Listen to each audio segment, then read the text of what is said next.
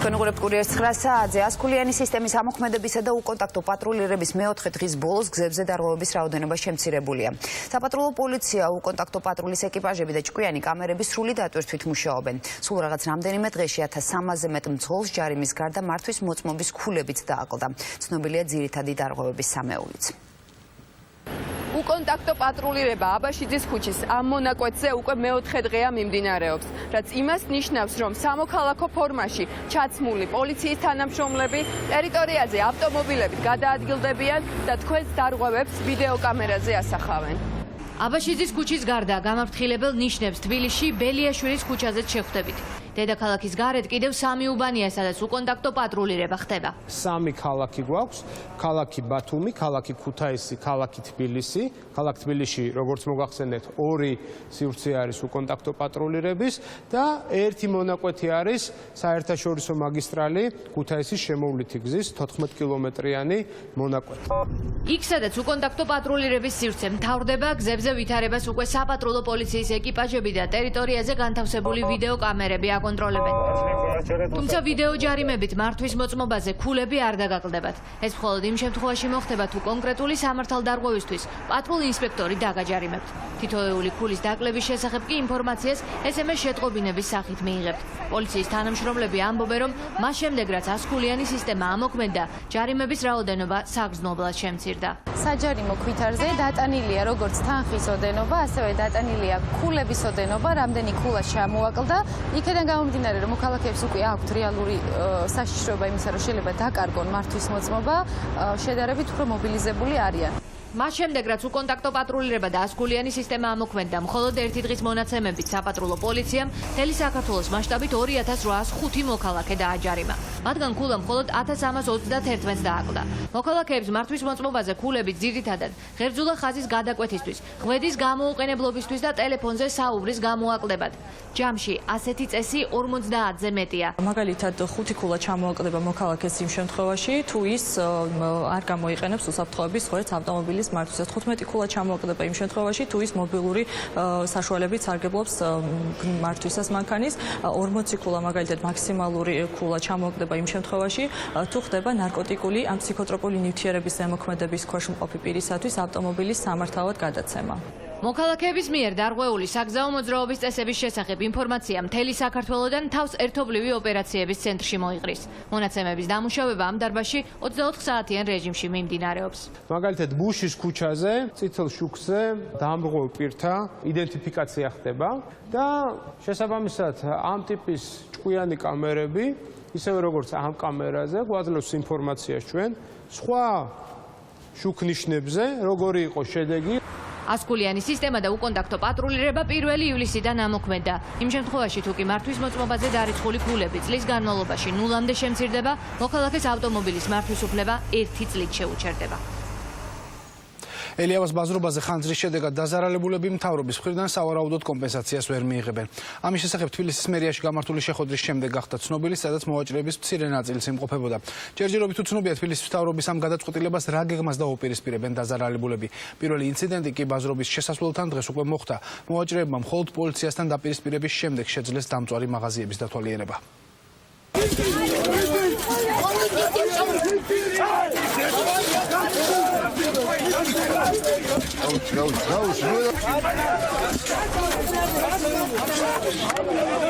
დაპირისპირება ელიავას ბაზრობაზე მას შემდეგ დაიწყო, რაც მოვაჭრეებს სამართალდამცავებმა პროდუქციის გატანაზე უარი უთხრეს. ხანძრის შედეგად დაზარალებულებმა პოლიციის მიერ გაკეთებული კორდონი გაარღვიეს და ტერიტორიაზე შეჭრა სცადეს. მოგვიანებით მოვაჭრეებს უფლება მისცეს ენახათ რა გადაურჩა ხანძარს. 30 სრულად დამწვარი და 100-მდე დაზიანებული მაღაზია, რომელიც ცეცხლთან ერთად წყლის ჭავლმაც დააზიანა. ასეთია ელიავას ბაზრობაზე ამ დროისთვის არსებული ვითარება. დაზარალებულები ქურდობის ფაქტსაც არ გამორიცხავენ, რადგან სავაჭრო დახლების უმრავლესობაში უჯრები გადმოყრილი დახვდათ. ვიღაცა არის შენასული კარები გატეხილი იყო და უჯრა გადმოქეკილი მთლიანად. დამწვარი არაფერი არ არის, დასწრებულია დაბლა რაც ეყარა ტავა. დამწვარი არ არის. მოვაჭრეები გამოძიების მიმდინარეობით უკმაყოფილოები არიან. სამართალდამცავებს დღეს ადგილზე საგამოძიებო მოქმედებები არ ჩაუტარებიათ. ამის მიუხედავად ისევ გადაკეტილია ელიავას ბაზრობამდე მისასვლელი გოგოლაურის ქუჩა და გამორთულია ელექტროენერგია. ამის გამო პრობლემები ექმნებათ ელიავას ბაზრობის სხვა მოვაჭრეებს. შეგვიშვი იმუშაოთ, არ არის დაზიანებული არაფერი იქ. თუ არ შეგვიშვებენ, ძალით შევალთ, მორჩა. და რამდენი მოვაჭრე ხართ ესე, ვისაც არ გეძლებათ საშუალება რომ იმუშაოთ? აქ მუშაობ 12500 კაცი. აი მთელი ელიავის ბაზრობაზე. აი ხლა აი შეხედე, ესე სულ ყველა არიან დაზარალებულები. დედაქალაქის მერიაში დღეს პირველად გაიმართა შეხვედრა, რომელსაც დაზარალებულები 2 დღეა ითხოვენ. მერის მოადგილეებთან მხოლოდ 7 დაზარალებული და სავაჭრო ცენტრის დირექტორი იმყოფებოდა. შეხვედრის შესახებ მოვაჭრეების დიდ ნაწილს ინფორმაცია არ ჰქონდა. ამის შესახებ მათ მხოლოდ მერიიდან დაბრუნებული პირებისგან მოისმინეს. ბაზრობაზე დაბრუნებული დაზარალებულები ყვებოდნენ, რომ ზარალი სანაზღაურების იმედი არ აქვთ. გაურკვევლობაშია ხალხი. მოვიდეს ვიღაცა გამგრებელი მოვიდეს, ის მოვიდეს. რაღაცა იმედი ჩაესახოს ხარ. პირველ საათზე უკვე ჩაინიშნა მერი. ვისთან? ლაშააბაში. აი თქვენგან მესმის. კომპენსაცია მოხდება თუ არა, ამაზე თუ უთხრეს რამე. არ არის და იმედიც არ გქონდა. უნდა დაზუსტდეს იმ დაზარალებულთა მონაცემთა ბაზები და სიები, ზიანის მოცულობები. ამის შემდგომ ჩვენ შეგვიძლია და განვახორციელებთ შუამდგომლობა საბანკო სექტორთან. დაზარალებულებისათვის დედაქალაქის მთავრობისგან კომპენსაციის მიღების იმედი ბაზრობის დირექტორს არ აქვს, თუმცა ის თანხას კერძო დაზღვევიდან მიიღებს. შენობა მეპატრონეს 750.000 ლარად აქვს დაზღვეული. ამ თანხიდან შეხვდება თუ არა რაიმე რიგით მოვაჭრეებს უცნობია. როგორც მივხვდით, ბიუჯეტში შესაბამისი თანხები ამისი არ არის, შენობა დაზღვეული. ხო, იყო სადაზღვეო მოსული. სადაზღვეომ დააფიქსირა. ხანძარი ელიავას ბაზრობის ტერიტორიაზე 2 ივლისს საღამოს საათებში გაჩნდა. მას შემდეგ უკვე მესამე დღე გავიდა, თუმცა დედაქალაქის მთავრობის პირველი პირი დავით ნარმანია დაზარალებულ მოვაჭრეებთან ამ დრომდე არ გამოჩენილა. ევროსასამართლოში მოსამართლეობის ქართველი კანდიდატების სიასთან ერთად ევროსაბჭომ ადგილობრივი არასამთავრობო ორგანიზაციების მიმართვა მიიღო. დოკუმენტი ამჯერადაც კრიტიკულია და მასში ის დარღვევები მოხდა, რომლებიც სამოქალაქო სექტორის შეფასებით კონკურსის ჩატარების დროს გამოვლინდა. ამ დარღვევებიდან გამომდინარე კი არასამთავრობოები არ გამორიცხავენ, რომ სტრასბურგისთვის ქართველი კანდიდატები ისევ მიუღებელი აღმოჩნდნენ. ქვეყნისთვის ძალიან დამაზიანებელი იქნება მეორე ციის მოbrunება. არასამთავრობო სექტორში არ გამორიცხავენ, რომ სტრასბურგში წარდგენილი მოსამართლეობის ქართველი კანდიდატების სია საერთაშორისო სკანდალის და ევროსაბჭოს კიდევ ერთი უარის მიზეზი გახდეს. არასამთავრობო ორგანიზაციები თვლიან, რომ კანდიდატების შერჩევა არასამართლიანად მოხდა, რადგან ძლიერი კონკურსანტები ხელოვნურად დაბლოკეს, შერჩეული სამეულის შესახებ კი გადაწყვეტილება ხელისუფლებას წინასწარ ჰქონდა მიღებული. კომისიის სახელისუფლებო წევრების მიზანმიმართული და შეთანხმებული მოქმედებების შედეგად მოხდა ისე, რომ ხელოვნურად დაიბლოკა რამდენიმე ძალიან ძლიერი კანდიდატი, რაც ნიშნავს იმას, რომ საუკეთესო სამეულში გასულ ადამიანებს, ზოგიერთს ნამდვილად ძლიერს, ჩამოაშორეს ხელოვნურად და მიზანმიმართულად ძლიერი კონკურენტები. ასეთი მოქმედება სამართლიანად ვერ შეფასდება. სამწუხარო არის, რომ კიდევ და კიდევ უკვე მეორე ჯერზე ჩნდება ასეთი კითხვები. პირველ ჯერზე საერთოდ ვფიქრობ, რომ ვერანაირ კრიტიკას ვერ უძლებდა ეს შერჩევის პროცესი. არასამთავრობო ორგანიზაციების ამ განწყობას ევროსაბჭოშიც გაეცნობიან. ერთობლივი შეფასებითი დოკუმენტი სტრასბურგში დღეს გააგზავნეს. მესამე სექტორში თვლიან, რომ საქართველოს ხელისუფლებისთვის პირველი ჩავარდნა გაკვეთილი ვერ აღმოჩნდა. მაგალითად, უზენაეს სასამართლოს მოსამართლე ნინო ბაქაქური, ასევე საკონსტიტუციო სასამართლოს ყოფილი მოსამართლე კონსტანტინე ვარძელაშვილი, ასევე არაერთი არამოსამართლე იურისტი, რომელთა კვალიფიკაციაც ეჭვს არ უნდა იწევდეს წესით, ასეთ კანდიდატებს არათუ მხარი არ დაუჭირეს სახელმწიფო წარმომადგენლებმა, არამედ შეფასეს მინიმალური ქულით, რაც თავისთავად ცხადია, აჩენს ეჭვებს პროცესის პოლიტიზირებასთან დაკავშირებით. ეს პროცესი რო კრიტიკას დაიმსახურებდა, ჩემთვის ეს სუპიზი არ იყო. არა, იმიტომ რომ მე მონაწილეობდი ამ კოტე ვარძელაშვილი ერთ-ერთია, რომელსაც შესარჩევი კომისიის სახელისუფლებო წევრებმა უმცირესი ქულები დაუწერეს, თუმცა მან ერთ-ერთი საუკეთესო შეფასება მიიღო კომისიის არასახელისუფლებო წევრების მხრიდან. საკონსტიტუციო სასამართლოს ყოფილი მოსამართლე გასაუბრების პროცესს იხსენებს და აცხადებს, რომ ხელისუფლების მხრიდან მის მიმართ წინასწარი უარყოფითი დამოკიდებულება ცხადი იყო. პრობლემას არ წარმოადგენს კრიტიკული კითხვების დასმა. პრობლემა არის, როდესაც კომისიის წევრებს მისთვის მნიშვნელობა არ აქვს იმას თუ რა პასუხი არის გაცემული ამა თუ იმ კითხვაზე, რაც მიანიშნებს მათ მხრიდან წინასწარ არსებულ ნეგატიურ, ასე ვთქვათ, განწყობას. ძნელია ამ ეტაპზე იმის თქმა, რა გადაწყვეტილებას მიიღებს სტრასბურგის სასამართლო, მაგრამ ესია ძალიან შორს არის იმისგან, რომელიც იქნებოდა იმ შემთხვევაში კომისიის წევრებს სრულყოფილად რომ შეესრულებინათ ყველა წევრს საკუთარი მოვალეობა. შოთა კეცაძის, ვლადიმერ ჭანტურიას და სოფიო ჯაფარიძის სამეული საქართველოს ხელისუფლებამ ევროსაბჭოს ერთი თვის წინ გაუგზავნა.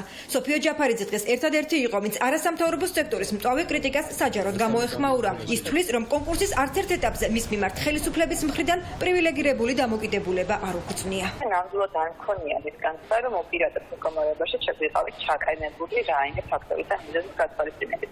ის სპეკულაციები და ვარაუდები ყოველთვის იარსებებს.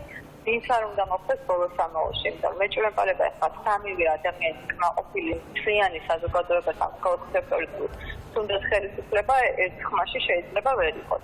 არასამთავრობო სექტორის მწვავე კრიტიკისა და ბრალდებებისთვის პასუხისგაცემა ხელისუფლების წარმომადგენლებმა დღეს არ ისურვეს.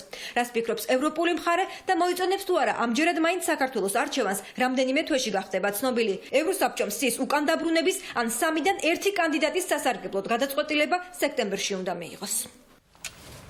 სამთვიანი მუსიკალური მეგა შოუ დასრულდა X Factor 2017-ის ვინაობა უკვე ცნობილია. 18 წლის აბიტურიენტი ბათუმიდან ფინალური შოუს მეორე დღეს ეროვნულ გამოცდებზე ახალი სტატუსით გამოცხადდა. სანდრო კურცხალიძე სასცენო კარიერის გაგრძელებას გეგმავს.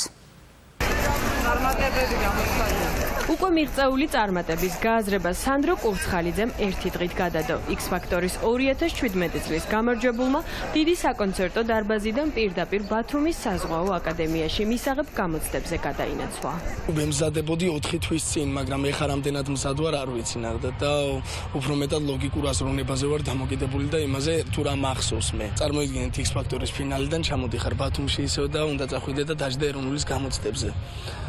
რთული რაღაცა შესაძლებლად და უცბად რომ გადმოერთო აქ ძალიან რთულია. არჩეული პროფესიიდან გამომდინარე მისი მომავალი ზღვას უკავშირდება, თუმცა მომავალ მეზღვაურს მთავარ გამოცდებამდე ერთი დღით ადრე სულ სხვა გეგმებისკენ მიმავალი ოცნება აუსრულდა.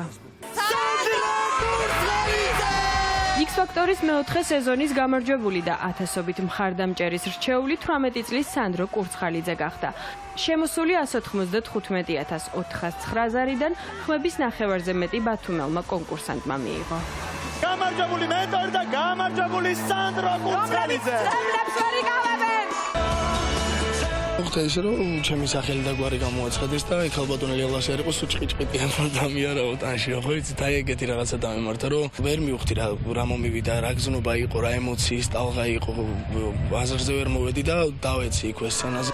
მოულოდნელი დასასრულის მსგავსად უჩვეულოდ დაიწყო სანდრო კურცხალიძის საკონკურსო ცხოვრება X Factor-ში. ბათუმელი აბიტურიენტი რუსთავი 2-ის მეგა შოუში შემთხვევით მოხვდა. მეგობრის მხარდასაჭერად შესარჩევ კონკურსზე მისული გამოუცდელი მომღერალი საბოლოოდ თბილისის დიდ საკონცერტო დარბაზში და სოფო ნიჟარაძის გუნდში აღმოჩნდა. კონკრეტულად ქართულ არანაირი არ მქონია მე კასტინგზე რომ დავდექი უკვე მომზრდოდა ერთადერთი მიზანი რომ კარგად მემღერა და ეს ჩემი ნამღერი მოწონებოდა ჩემს მშობელს პირველ რიგში და შემდეგ ხალხსაც. უკვე გამარჯვებული სულ სხვა ზღვაში შეცურვას გეგმავს მნიშვნელოვანი ნაბიჯების გადადგმას დიდ სცენაზე კი უკვე მიღწეული გამარჯვების გააზრების შემდეგ აპირებს. მუსიკა მინდოდა და მუსიკა მინდა ეხლა გუშინ რო არ მომეგო მაინც მენდომებოდა მუსიკა მაგრამ გამომდინარე იქიდან რომ გუშინ მე მოვიგე X Factor-ი ანუ ვერ ვალაგებ საკუთარ აზრებს არ ვიცი რა ვქნა არ ვიცი როგორ მოვიქცე როგორ დავისვენო თუ გინდა დასვენების შემდეგ რა გავაკეთო ის არ ვიცი და როგორ მოუყარო თავი ამ ყველაფერს და რაზე ვიფიქრო ის არ ვიცი და ამიტომ ჭირდება ცოტა განვირთვა. 2017 წლის X Factor-ის წოდებასთან ერთად გამარჯვებულს პარტნიორი კომპანიებისგან საჩუქრად გადაეცა ოროთახიანი ბინა, ბილეთი პრაღაში, ორკაციანი საგზური საოცნებო ქვეყანაში, პრემიუმ კლასის იტალიური ავეჯი და ავტომობილი Mazda 3. X Factor-ის მეგობარი კომპანიებისგან არაერთი საჩუქარი მიიღო მაყურებელთა დიდი ნაწილის ფავორიტმა პატარა მომღერალმა. დრიფტის მანქანა, ფულადი ვაუჩერები, სარემონტო მასალებსა და ტექნიკაზე, ასევე ელტონ ჯონის კონცერტის ბილეთი და 2000 ლარიანი სტიპენდია გრიგოლ ყიფშიძეს გადაეცა.